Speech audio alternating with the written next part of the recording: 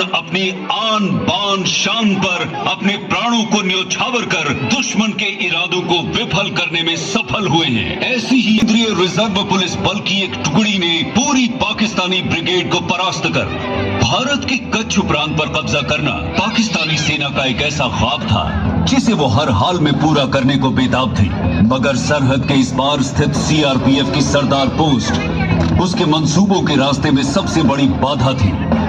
9 अप्रैल 1965 सुबह करीब 3:30 बजे अभी सुबह का उजाला फैला भी न था कि सरदार पोस्ट का आसमान दबे पांव आगे बढ़ती पाकिस्तानी सेना की एक पूरी ब्रिगेड के कदमों से उड़ी धूल से ढक गया।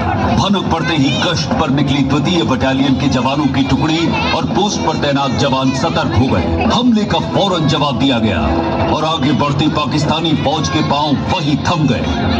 भारी गोलाबारी के बीच जवानों ने अपनी जान पर खेलकर मोर्टार फायर से दुश्मन की ऑब्जर्वेशन पोस्ट को उड़ा दिया।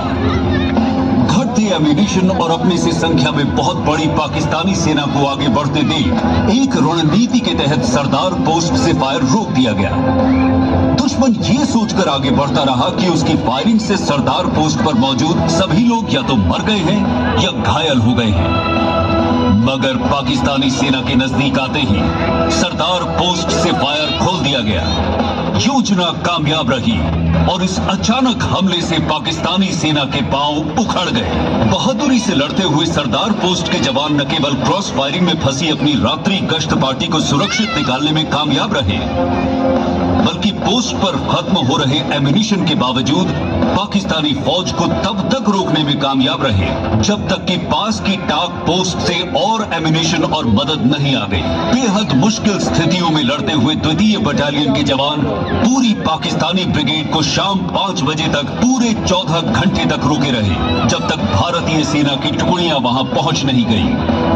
पीछे लौटती हुई पाकिस्तानी सेना अपने 2 अधिकारियों और 32 सैनिकों के शव छोड़ गई। 4 सैनिकों को जीवित पकड़ लिया गया। इस अभूतपूर्व युद्ध में कांस्टेबल शमशेर सिंह, कांस्टेबल ज्ञान सिंह, कांस्टेबल हरिराम, कांस्टेबल सिंधवीर प्रधान, लांस नायक गणपत राम और नायक किशोर सिंह ने अपनी मातृभूमि की रक्षा के लिए अपने प्राण न्योछावर कर दिए। ये एक असमान युद्ध था जिसमें नियमित सेना के करीब 3500 सैनिकों का मुकाबला सीआरपीएफ की 2 कंपनियों के जवान कर रहे थे। उन्होंने न केवल वीरता के साथ ये मुकाबला किया बल्कि पाकिस्तानी सेना के दांत खट्टे कर उसे पीछे लौटने को मजबूर कर दिया। तत्कालीन गृह मंत्री गुलजारी लाल नंदा ने कहा कि ये युद्ध सिर्फ भारतीय पुलिस के इतिहास में ही नहीं बल्कि दुनिया के सैनिक युद्धों के इतिहास में दर्ज किया जाएगा। देश ने सरदार पोस्ट की उस मिट्टी को नमन किया जहां सीआरपीएफ के जवानों ने एक अद्वितीय शौर्य गाथा को जन्म दिया था।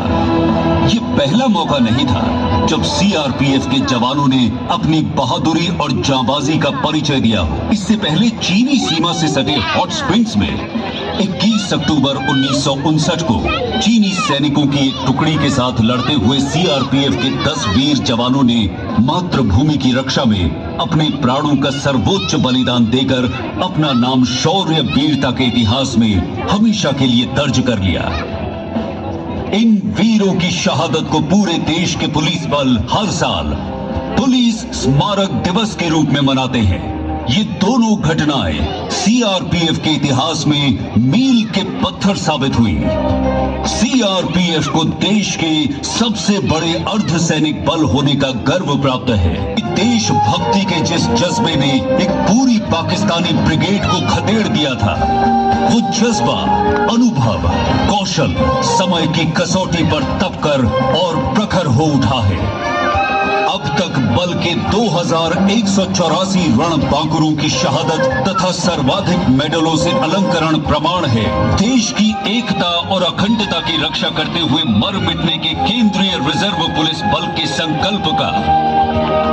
5 कीर्ति चक्र, 1 पद्मश्री, 1 वीर चक्र, 24 शौर्य चक्र, 49 वीरता के लिए पुलिस एवं फायर सर्विस मेडल, 197 राष्ट्रपति के वीरता के पुलिस पदक, 1 युद्ध सेवा मेडल, 5 सेना मेडल, 4 विशिष्ट सेवा मेडल, 1423 वीरता के पुलिस पदक, 4 जीवन रक्षा पदक, 101 प्रधानमंत्री के जीवन रक्षा पदक और 5 IPMG पदकों की ये श्रृंखला सरदार पोस्ट में रची गई परंपरा के ही प्रवाह का निर्वाह है।